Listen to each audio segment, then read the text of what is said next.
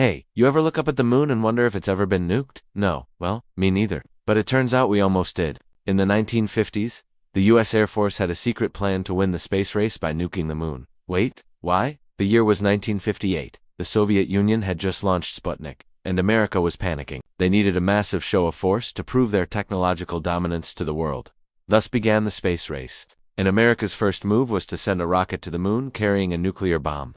The plan was called Project A119. It stands for Absolutely Nuke the Freaking Moon. Just kidding. It actually stood for Operation High Fly. But A119 was the code name for the actual plan to blow up the moon. The idea was to launch a missile carrying a nuclear warhead and detonate it on the moon's test surface. The explosion would be so large that the mushroom cloud would be visible from Earth with the naked eye. And just to hammer home how big this plan was, one of the scientists hired to calculate the effects of the explosion and the visibility of the dust cloud was a young grad student named Carl Sagan.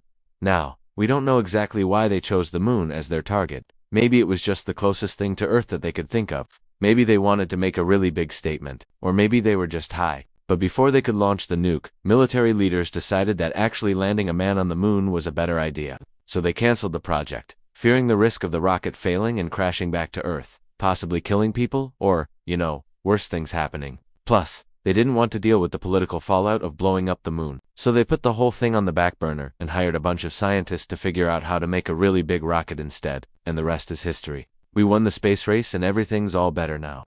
Right? So do you think nuking the moon was a good idea? Let me know in the comments below. And don't forget to subscribe to KnowNLearn for more unbelievable stories from history.